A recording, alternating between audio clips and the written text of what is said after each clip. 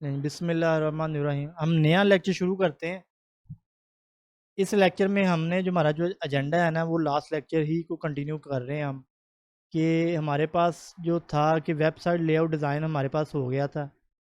हमने ये layout design भी पढ़ ली हैं डिफरेंट किस्म के, ठीक है। इसको डिज़ाइन करके भी देखा है हमने प्रैक्टिकली।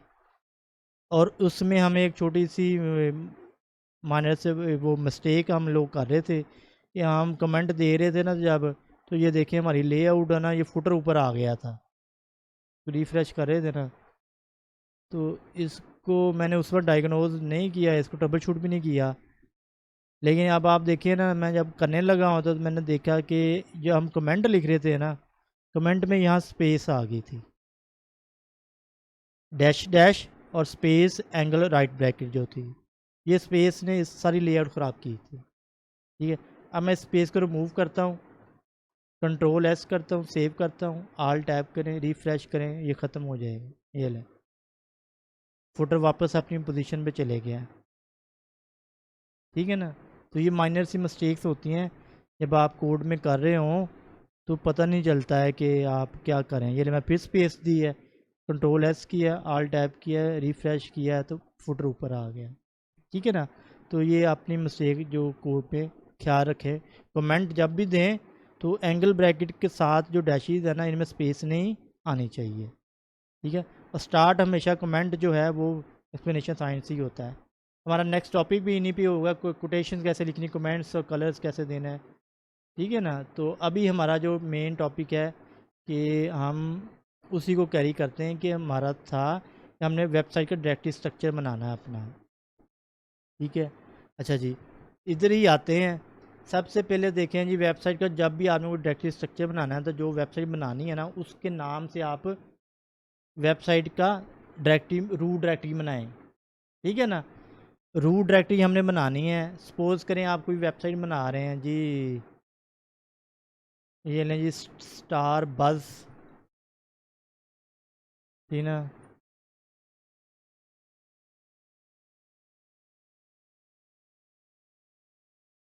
एक मैं आपको, शायद इसका मेरे को टेम्पलेट मिल ही जाए, कॉफ़ी एंड बेवरेजेस के नाम से कोई अगर हम इसको प्रोजेक्ट बनाएं,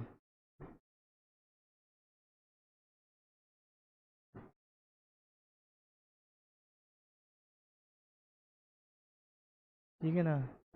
ये नहीं जी, अब इसके ऊपर आपको बड़ी चीज़ें मिल जाएंगी। अगर बेवरेजेस क्या होते हैं, सॉफ्ट ड्रिंक होते हैं, आपके ड्रिंक होता है, ठीक है ना। आप ये alcoholic, non alcoholic soft drink भी होते हैं और अल्कोहलिक ड्रिंक्स भी होते हैं। तो जैसे कॉफ़ी है, ये आपको वार्म में, हॉट ड्रिंक्स में आ जाती है ये चीज़, ठीक है। तो आप कॉफ़ी एंड बेवरेजेस की सपोज करें वेबसाइट बना रहे हैं, किसी ने बिज़नेस स्टार्ट किया जी कॉफ़ी एंड बेवरेजेस का, ये ड्रिंक्स हैं, कॉफ़ी हैं, आप एक टक शॉप। जैसे अगर आप इधर की बात करें लाहौर की, तो हमारे यहाँ चाय खाना बड़े मशहूर बन रहे हैं, ठीक है ना। जहाँ जाएँ जी चाय प्याली, और इस तरह के नाम से वो जी बना रहे हैं। वो इस तरह के कोई आए हैं कस्टमर, वो कह रहे हैं जी मैंने एक है ना गेट टुगेदर जो लोगों के लिए, जो पब्लिक के लिए ना, मैंने एक दे रहा हूँ प्लेस, तो आप मेरे लिए ये चाय प्याली या कॉफ़ी एंड बेवरेजेस के नाम से एक बना दें, ठीक है। तो भाई वो आया है, तो उसने अपना नाम तो कोई देगा ना कि उसका क्या नाम है। तो अगर आप इसको, वो सपोज देता है जी, सपोज कर रहे हैं हम, ये इस नाम से दे रहा है, हम स्टार बस कॉफ़ी एंड बेवरेजेस, ये लें, ये कोई ना किसी ने बनाई होगी, ये नहीं स्टार बस कॉफ़ी एंड बेवरेजेस, ये लें, ये कोई लोकेशन आ रही है ना। तो सपोज़ करें ये इसने हमें वेबसाइट बनाने को दी है, ठीक है। तो हम अपने एजेंडा में हम लिखने लगे हैं, ये नहीं जी, हमने रूट डायरेक्टरी बनानी है इसके लिए, स्टार बस कॉफ़ी बेवरेजेस के लिए, ठीक है ना। ये हमारा कस्टमर है जिसकी वेबसाइट बननी है ये। तो इसका हम रूट डिफ़ाइन करेंगे। आप डायरेक्टरी का नाम जो होगा, ठीक है, वो स्टार बज़ ही रखे, जो उसका लीडिंग नेम है, ठीक है ना। अच्छा, अब आपको इसमें इस डायरेक्टरी में आपको कितनी डायरेक्टरियों की ज़रूरत पड़ सकती है। आपको इमेजेस की ज़रूरत पड़ेगी, उसकी वेबसाइट के आपको वो अपनी प्रोडक्ट की इमेजेस देगा आपको, ठीक है ना। तो आपने एक IMG के नाम से एक डायरेक्टरी बना देनी है, वो ठीक है कि नहीं? ठीक है, ये लें।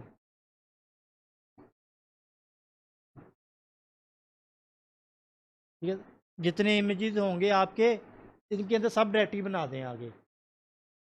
ठीक है ना? अच्छा, उस वेबसाइट की CSS आपने लिखनी है, स्टाइल शीट आपने बनानी है। ठीक है ना? स्टाइल लिखने हैं, तो स्टाइल किस में लिखेंगे? उसके लिए CSS की डायरेक्टरी बना दें आप। इसमें आपके जितने फ़ॉन्ट्स और स्टाइल आपके इसके अंदर आएंगे। ये बेसिक स्ट्रक्चर बना रहा हूँ। जब एडवांस लेवल पे जाएंगे तो हम देखेंगे एसेट पब्लिक डायरेक्टरी बनाते हैं या एसेट की डायरेक्टरी बनाते हैं। उसके अंदर फिर हम अपने एडमिन की अलग बनाते हैं, फ्रंट एंड की अलग बनाते हैं, बैक एंड की अलग बनाते हैं, उसको सेग्रीगेट करते हैं, बॉयलर प्लेट कैसे बनाते हैं। ठीक है ना?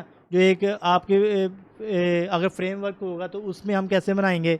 तो लेकिन बेसिक स्ट्रक्चर पहले आपने जो आप स्टार्ट कर रहे हैं तो आपको उसमें आपको पता होना चाहिए। CSS की बना दें।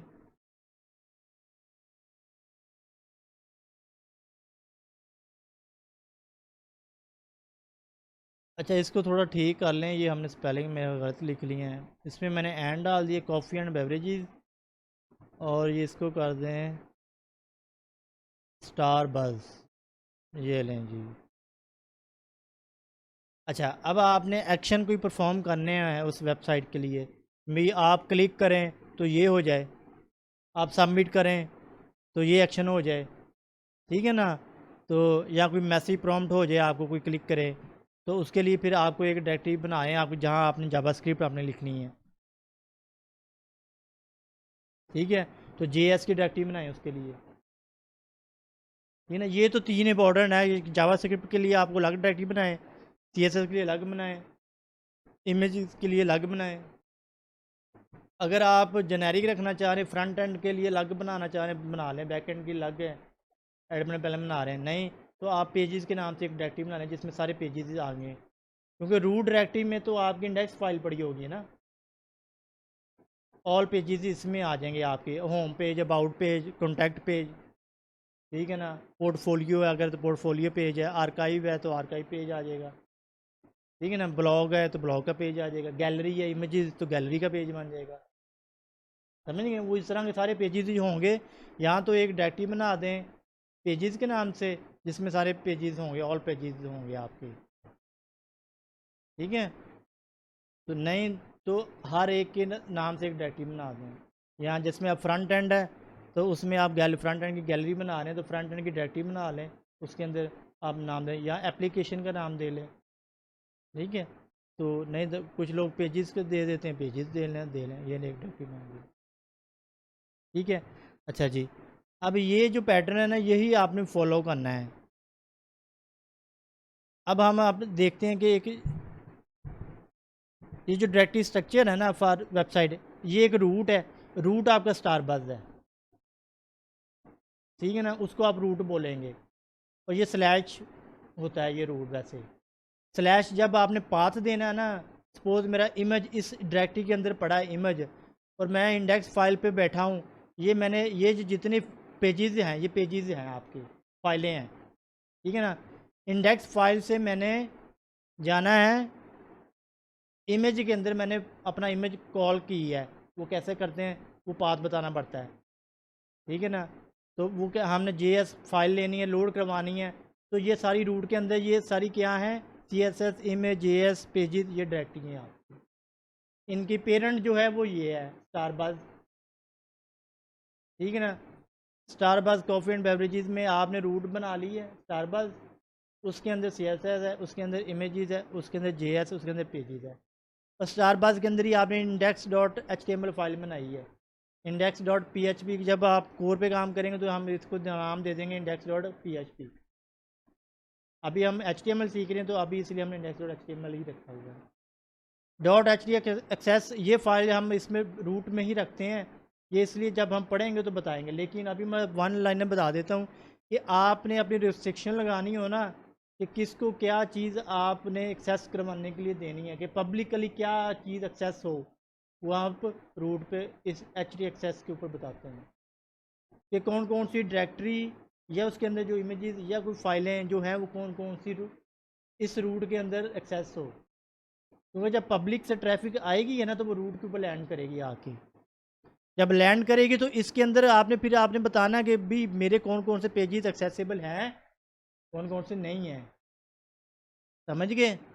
हो सकता है आपने यहाँ पीएचपी की फ़ाइल डेटाबेस से कनेक्टिविटी की रखी हो, तो क्या वो भी पब्लिकली एक्सेस करवाएंगे? नहीं। समझ गए? तो ये एच डी एक्सेस की फ़ाइल बनानी पड़ती है। फिर इस रूट के अंदर ही आपको साइट मैप बनाना पड़ता है कि आपके जो लेआउट है ना, जो आपका साइट का मैप है कि कहाँ कोई चीज़ किस डायरेक्टरी के अंदर पड़ी है, पूरे उसका रूट पाथ बताना है। क्योंकि जब गूगल का क्रॉलर है ना, या कोई भी क्रॉलर है, वो आपके साइट मैप को विजिट करता है, इसको देखता है, उसके मुताबिक फिर देखता है कि इस डायरेक्टरी, इस वेबसाइट का स्ट्रक्चर कैसे बना हुआ है, क्या ये W3 जो स्टैंडर्ड है उसको ये मीट कर रहा है कि नहीं कर रहा है, कि जो HTML स्ट्रक्चर है कि ये क्या ये स्टैंडर्डाइज भी है कि नहीं है। ठीक है ना? और साइट का मैप भी क्या नेविगेशन इसकी दी हुई है, ये चीज़ें साइट मैप में देनी पड़ती हैं। तो ये XML में आपको बनाना पड़ता है आपकी HTML, आपकी वेबसाइट का साइट मैप। ये SEO पॉइंट ऑफ व्यू से बहुत इंपॉर्टेंट चीज़ है ये, क्योंकि आपके पेज, वेब पेजेस की जितनी भी गूगल के ऊपर जब इंडेक्सिंग होती है ना, तो वो साइट के ऊपर जितना का साइट मैप अच्छा होगा उसके ऊपर ही होगी, और जितना उसका वेबसाइट का SEO अच्छा होगा उतनी होगी। ठीक है? फिर एक रिपोर्ट्स डॉट टेक्स्ट होती है फाइल, ये भी सिक्योरिटी के पर्पज़ के लिए होती है कि जब अब ये चीज़ें आएंगी तो हम डिटेल में देखेंगे। लेकिन ये सारी चीज़ें जो फाइलें होंगी ना, ये रूट के अंदर ही पड़ी होंगी, और रूट के अंदर ही ये आपकी कोड डायरेक्टरियाँ बनती हैं। ठीक है? अब आ जाएँ अपने, ये लें, मैं हूँ कहाँ, मैं सी में जाता हूँ। हम क्योंकि जैम हमने सर्वर इंस्टॉल किया हुआ है, उसी के अंदर हम काम कर रहे हैं। तो htdocs की फ़ाइल आपकी वेब पेजेस की जो स्टोर करती है, उसके अंदर आपने ये देखिए मैंने अब डायरेक्टरी ये बनाई हुई हैं। ठीक है? htdocs के अंदर हमने एक वेब टेस्ट की डायरेक्टरी बनाई थी, अब हम एक नई डायरेक्टरी बनाने लगे हैं जिसको हम अपने प्रोजेक्ट का नाम देने लगे हैं। ठीक है ना? जो हम इसको फॉलो करेंगे थ्रू आउट HTML लर्निंग में, हम स्टार बज़ का नाम देते हैं उसको। ठीक हो गया जी? ये अब ये डायरेक्टरी है जिसको हम फॉलो करेंगे, इसके अंदर हम पेजेस बनाएंगे अपने। अब जो वेब टेस्ट की जो होगी डायरेक्टरी वो मैंने ख़त्म कर दी, ये नेक्स्ट हम इसको फॉलो नहीं करेंगे। स्टार बज़ के अंदर ही ये देखें, अब आप नई डायरेक्टरी बनाएं जिसके अंदर आपने इमेजेस रखने हैं, इसको नाम दिया आपने इमेज का।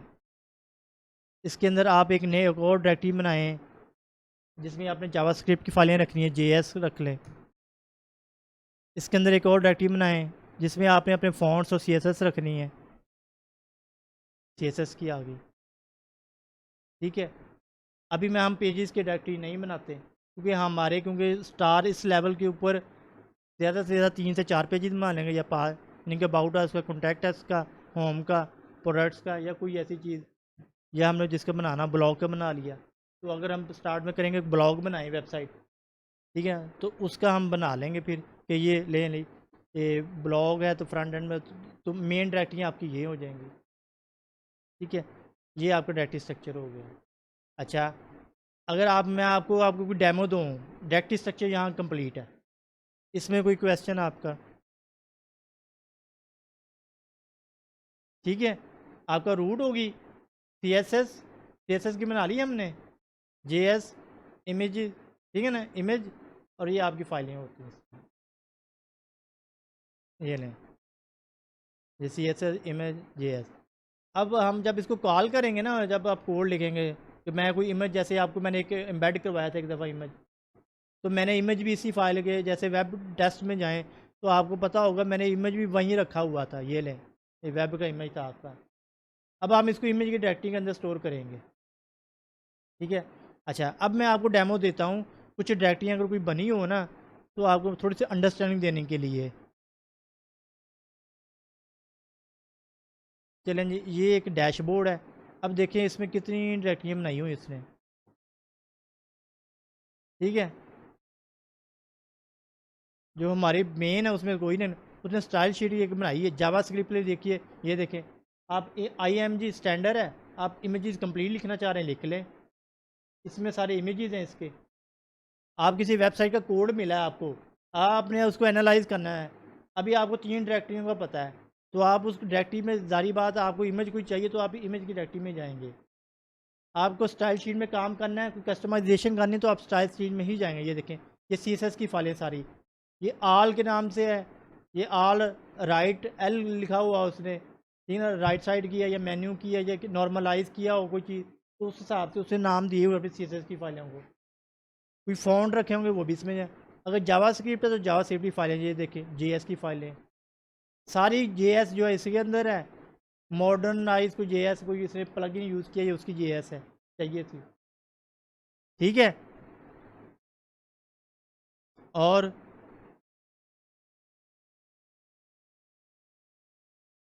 अब मैं कोई और डायरेक्टरी दिखा लेते हैं, ये E-कॉमर्स में आ जाएं लें। अब ये फ्रेमवर्क में बनी हुई है, ये E-कॉमर्स है ना, ये आपको ऐप बूटस्ट्रैप, ठीक है ना, ये चीज़ें आपको नहीं अभी पता है, लेकिन ये पब्लिक डायरेक्टरी आपके काम की है।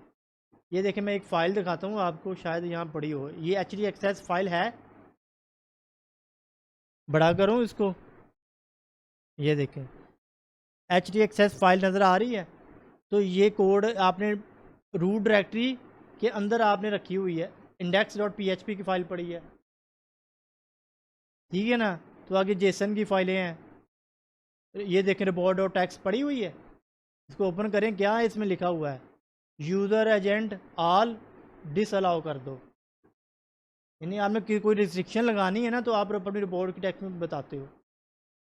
रिपोर्ट टैक्स फाइल आपने देख ली, htaccess फाइल देख ली, इंडेक्स देख ली, ठीक है ना, और अभी आपके कोई काम की नहीं है फाइल। अगर ये JS की एक वैसी रखी हुई, वेब कॉन्फ़िग रखी हुई, साइड मैप इसमें नहीं होगा वो। अच्छा, ये एक पब्लिक की इन्होंने डायरेक्टरी बनाई हुई है, ये देखें पब्लिक, पब्लिक के अंदर ही आपकी सारी डायरेक्टरी पड़ी होती हैं। अब इसमें क्या है, इन्होंने देखें पैनल है, पैनल के अंदर उन्होंने एसेट्स रखा हुआ है, एसेट के अंदर आपके देखें CSS image JS plugin web font, ठीक है, फ़ॉन्ट जो आपने यूज़ करने हैं अपनी वेबसाइट के अंदर वो आपने रख ली है। ये गूगल से मिल जाएंगे आपको, फ्री में मिल जाते हैं, या कोई परचेज़ किए हों, स्पेसिफिक फ़ॉन्ट आपने रखना हो। ये प्लगइन है कोई यूज़ कर रहा है वो, जैसे कि CK एडिटर है, आप ब्लॉग बना रहे हैं, आपने कोई एडिट करने का आपने राइट देना है अपने बैकएंड में, तो आप कैसे यूज़ करेंगे, तो ये आपके बूटस्ट्रैप है, काफ़ी चीज़ें हैं, ठीक है। ये जावास्क्रिप्ट आपकी फ़ाइलें पड़ी हुई हैं, ये इमेजेस की है, ये देखें पढ़े हैं इमेजेस, ये CSS इसकी, ये लो।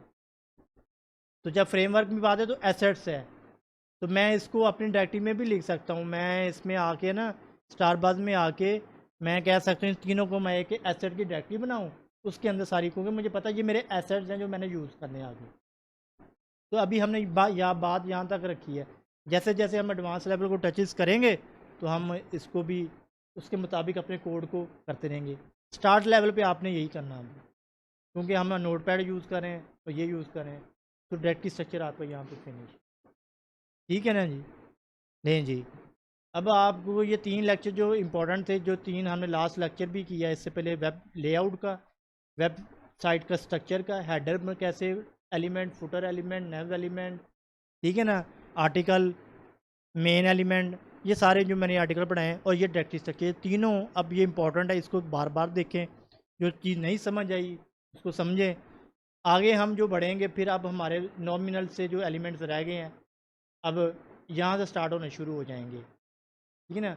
अभी देखें क्लास और आईडी आ रही है, इसका हमने क्लास का आज यूज़ किया है हमने, ठीक है ना, एलिमेंट के अंदर क्लास डीप एलिमेंट कैसे दी थी हमने। तो अब इम्पोर्टेंट चीज़ें आपकी स्टार्ट होने लगी हैं, तो इसको जो हो चुका है उसको रिवाइज़ करें। फर्दर ये है कि आप इसको शेयर करें अपने लोगों के साथ जो देखना चाहते हैं, जो सीखना चाहते हैं, ठीक है ना। All the best.